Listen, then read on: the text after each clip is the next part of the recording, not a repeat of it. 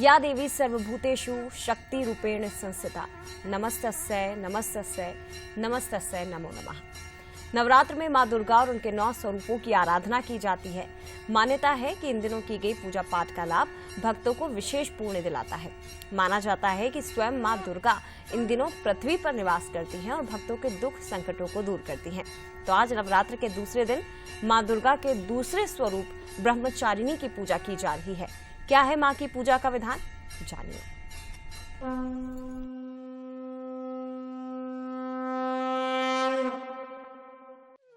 जय माता दी। नमस्कार दर्शकों, आप सभी का स्वागत है हमारी खास पेशकश में और आप सभी को शारदीय नवरात्रि की ढेर सारी शुभकामनाएं। तो आज है दूसरा दिन, मां ब्रह्मचारिणी का दिन।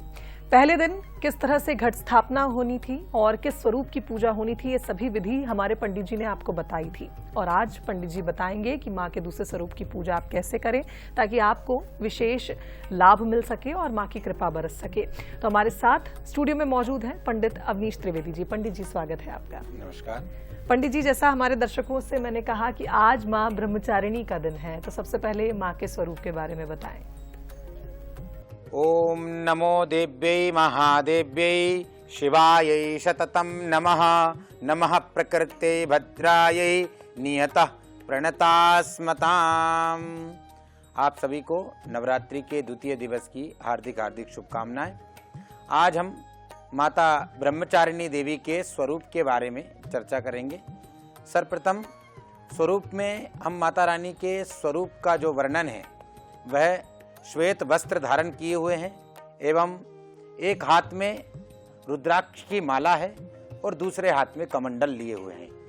माता पार्वती के अविवाहित के रूप में जो रूप है, तपस्या के रूप में ब्रह्मचारिणी देवी का स्वरूप माना गया है।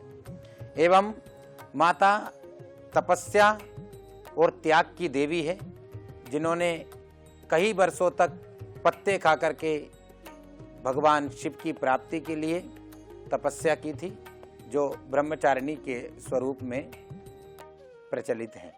बिल्कुल, और इसलिए शायद माँ को अर्पणा भी कहा जाता है जिन्होंने। बिल्कुल। तो पंडित जी, अब बात आज की विशेष विधि और विशेष उपायों की। माता रानी का हमें आवाहन करना है।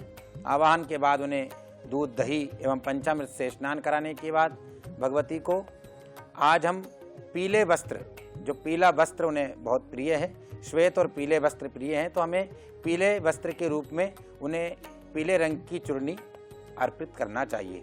एवं भगवती को धूप दीप माला चढ़ा करके भगवती को पीले फलों का भोग लगाना चाहिए। एवं दूध युक्त जो पदार्थ होते हैं, गाय के दूध से बने हुए जो व्यंजन होते हैं, भगवती को वह प्रिय हैं, इसलिए उसका भी भोग हमें भगवती को अर्पण करना चाहिए। बिल्कुल पंडित जी, और चूंकि माँ को मंत्रों के द्वारा विशेष रूप से प्रसन्न किया जाता है, तो माँ ब्रह्मचारिणी के लिए कौन सा मंत्र है? जी, या देवी सर्वभूतेषु माँ ब्रह्मचारिणी रूपेण संस्थिता नमस्तस्यै नमस्तस्यै नमस्तस्यै नमो नमः। बिल्कुल। तो आज हमने जाना कि माँ ब्रह्मचारिणी को हम कैसे प्रसन्न करें और माँ को कौन सा विशेष भोग आज आप लगाएं जिससे आप सभी पर माँ की विशेष कृपा हो। और इसी के साथ हमारी खास पेशकश में फिलहाल इतना ही। कल हम फिर मिलेंगे आपसे और बात करेंगे माँ चंद्रघंटा के बारे में। तब तक के लिए हमें दीजिए इजाजत। नमस्कार।